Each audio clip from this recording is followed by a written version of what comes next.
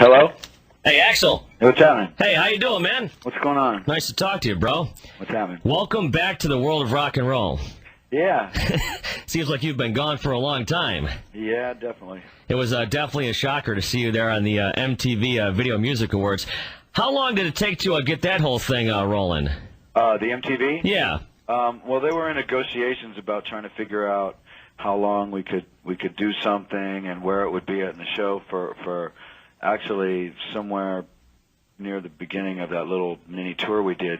And then we didn't have what we were doing on stage worked out until the day of the show. Oh, is that right? Yeah. So that whole Guns N' Roses medley, you guys, is that what you didn't have worked out, or just the whole? Yeah, that thing. It's like because it wasn't for sure that we were playing until the day before the show. Now, tell me about the reaction from people. They must have been blown away there, huh? People were pretty shocked. Yeah, definitely. Man, so you must have been pretty fired up. How'd you feel going back out there on stage, live TV, and all that stuff? You must have just been a nervous wreck all that day, huh? Well, no, I wasn't that, but everything tends to go wrong in my world. Like even going to sound check, the police wouldn't let me down the street to go to the building. Is that right? And then the day of the show, they didn't let us go down the street, and I had to get out of the car, run past the police. They're telling me I have to stop, and I'm like, I gotta sing. And the best part was, as I'm running down the street, I had to run past all the people lined up to get in the building. Right. And they're going, "Hey, there goes Kid Rock." I thought that was pretty. Now, why wouldn't the police let you out? I'm kind of lost on that. Just they're lost. Huh? Just confusion, lost, don't know what's going on. People not having people's names on the list, not knowing what passes to check, all that kind of crap. So just usual stuff going wrong for no reason. So what you're telling me is Axl Rose had to sneak into the MTV Video Music Awards. Yeah, basically. I had police chasing me down the street, and then our security and MTV had to clear it with them, but yeah, it was very interesting. I guess the big question is, where have you been? Where has Axl Rose been for the last 10 years? What have you been doing? Just mellowing out, getting stuff ready to go, or I mean? No, it's just basically I just don't go looking to promote myself on every little thing until there's some kind of product, and we've been or something to put out that I think's worth it, and we've been working on this band and trying to get things right for a long time. And if I go to do interviews or anything like that, it just gets turned around by so many people around the world who don't have anything better to do than to try to shoot anything down. And that was just too draining to deal with everybody else. It's interesting. In LA, there's places that I go to all the time, but since I did the MTV thing, I go to the same place, and suddenly there's paparazzi, and it's like, Axl's out, and it's like, well, I was here last weekend, and you didn't care. Right. I just wasn't going. I used to live behind Tower Records on Sunset, and I lived right behind Spago, and if you wanted to, you could go down and stand there, and all the paparazzi would take your pictures and stuff. It just depended on if you wanted to. I mean, I never did that. But you drove by it every day. I mean, there's other people there that would purposely go there to have their photos taken and stuff. Yeah. It's not my world. You tried to stay out of it. I was searching some websites, and I saw. Actually, I listened to an interview you did with some DJ in Chile last year or something like that. You've played a couple gigs here and there, but I mean, you've played some huge ones down in South America, if I'm not mistaken. Then some small ones here in the States in Vegas, eh? Yes. Well, it's taken. This band did not come together by a bunch of guys meeting each other in a bar or down in the corner or in their old neighborhood or anything like that. So it's taken a long time to pull these guys together and then have them develop a chemistry with themselves. When we first did our first show in Vegas, Robin and Buckethead didn't know each other at all. And you've got two lead guitar players trying to kill each other. Is that right? With their abilities. It's like when I tried to bring Zach and Slash together. That didn't go too well. Oh, really? You tried to bring Zach and Slash together once? Yeah, it was fun to watch. Really? It was like, watching, a giant snake with a Tyrannosaurus Rex and see what, so it was pretty exciting. I mean, we had a good time. I don't know if they did. When was this? That was about 95. Is that right? Yeah. Now, I don't know, I guess if I should ask this, but do they ever talk at all now, or you don't know? Oh, man, I think they're they can be cordial to each other, that whole kind of thing. But when they were actually playing it, it gets that kind of alpha male thing going. Who's the real lead guitar player? I think I vaguely remember this now. Back in '95, we were talking 7 years ago. Yeah. Man, no question about it. Axl Rose on the phone with us here. He's playing a riff show tomorrow at the Palace of Auburn Hills. Another question I have for you, and think about this one. Do you still think Guns N' Roses is still relevant after a long layoff? Because, I mean, obviously the shows are going. You're selling tickets for the shows. People are really jonesing for Guns N' Roses still, and you haven't done anything in like at least 7 or 8 years, huh? Yeah, I think that the relevancy really, I mean, at the end of the day, it's going to really depend on, well, for a bit of the nostalgia thing, right. You have the songs that we're playing a lot of the old material. For new excitement, you have the performance of these particular players. But at the end of the day, it's also really going to stand on the new songs when we put out a new record, and if that's considered relevant or not, and if that's considered, not selling out, just to be relevant. So it'll really all hinge on that, and we feel really confident about the music that we're working on, and I think that when it does manage to find its way into the light, the timing will be perfect. It's like this MTV thing and the touring right now, that's all working really well. I guess the reason I ask you that is because I see younger people, early 20s, late teens, fired up to see Guns N' Roses. Yeah, they are, and also the new performers. I mean, the band and the show it's a really exciting thing. It's like I like the sound checks and the rehearsals for the shows, watching this thing, because watching these guys is amazing. I mean, Guns N' Roses, I was in that band because it was my favorite band. Right. Watching all the players in that band, and watching this band is just exciting or more for me. And plus then having what I feel is a better personal relationship with the individuals in the band makes it more exciting for me. Now, people have commented on noticing that on watching the shows a lot. Now, you said just a couple minutes ago when the new record comes out. I mean, if you're a little skeptical about that.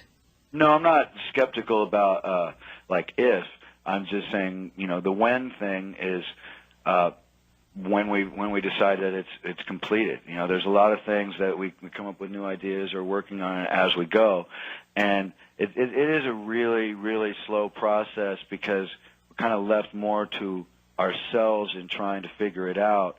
Where, what I've seen in this industry is that if a record company, I don't know, there seems to be a lot more support for getting things done with newer bands. And it's got a lot to do with contracts being, they don't have to spend as much money on the band, and they're trying to get it out there, and then the next thing they've sold a couple albums, and then they don't care about that band anymore, and they move on, and that band falls apart. It doesn't seem like there's a lot of support for bands that have been around. That's my experience, and so in putting this thing together, in a lot of ways, I've had to do way more jobs in it than I'm supposed to. I've had to be manager, A&R man, producer, soul, lyric writer, and a lot of things. Of where Guns N' Roses, to me, what I worked really hard at was making it a collaborative effort, and there was a lot of people involved. This is a collaborative effort with the players, but the players, aren't exactly sure what it should be to try to win over the world Guns N' Roses style. So that's kind of my responsibility. Anyway, working. Well, there you go. I guess if it works for you, you might as well. It took a long time, but now it's working, and I think we'll have the right record. And when we do drop the record, the plan is to drop the record, have a bunch of extra tracks, about a year or so down the road, drop another record, and drop a third record. This is a 3-stage thing, and we'll be touring for a real long time. Really? Yeah. Wow. So the time off didn't affect you. You didn't like it too much. You want to keep more time off, huh? No, we've been collecting lots of songs. Right. So there won't be lots of time off. We'll just keep touring. Axl Rose on the phone with us. A couple more quick things I want to touch on here. Since we last heard of Guns N' Roses, there's been a new president, reality TV, Kid Rock, Eminem, Linkin Park. Things have changed so much, huh? Has a lot of this stuff, has any of this stuff influenced you at all? Well, yeah, basically life, yeah. yeah, everything that's going on, you think about, and there's a lot of different influences in music, and so we tried to move the music forward. I mean, there's a lot of misconceptions because I wasn't going to get in a one-on-one war with the old guys because I felt that all that would do was going to promote their album and bring attention to that, and I didn't want to help that at all. The reality was that I was basically going to do most of Slash's songs in particular, and work on those with him. But basically, anytime we got anything that would be halfway near something that was going to be either successful because it completely kicked ass or it was just strong in any way, then it was backed away from. And I believe that just has a lot to do with trying to keep the material down, for his own personal reasons, keep his own material down. No, I see. Yeah, okay. There's a lot of stress.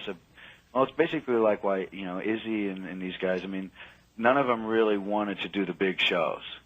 Is that right? What kind of shows do they want to do? Well, from day one, Izzy always wanted to be about the size of the Ramones and do like 2,000 seaters. Right. Okay, so there was always a little battle there, and then the other guys had to be on so many substances to really be able to deal with that crowd. I mean, to his credit, I mean, Slash could play, great guitar on a lot of drugs. Yeah. But there's a reason that you would see, that whacked out to get on stage. And there's a lot of stress to deal with.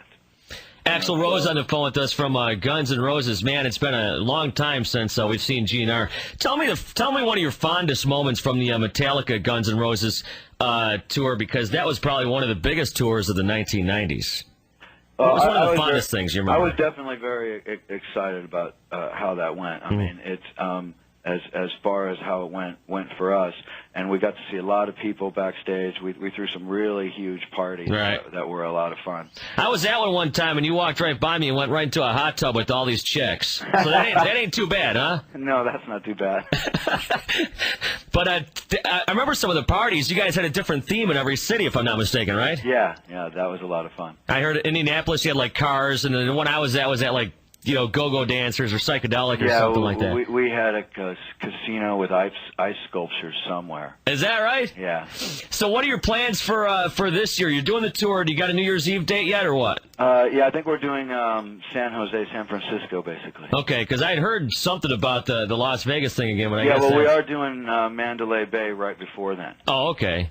But basically the larger venues in Vegas wanted to stay dark on New Year's because they want people in there gaming. Oh, okay.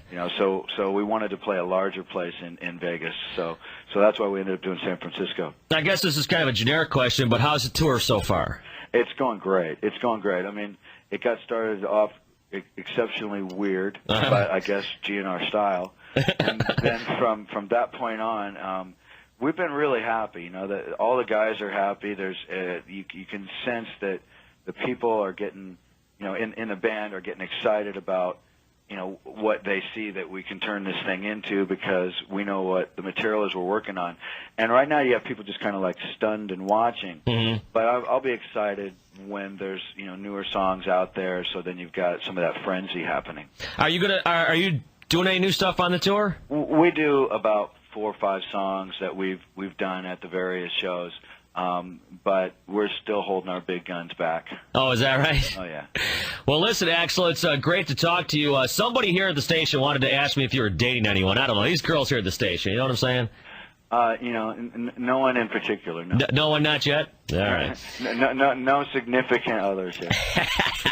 Hey, well, listen, Axl, thanks for taking the time out. Tomorrow at the Palace of Auburn Hills. Stay out of trouble, okay? Yeah, man. Thanks a lot. Can you do that for us? Oh, yeah, definitely. Axl, thanks. We'll talk at you soon. All right, man. Have a good one.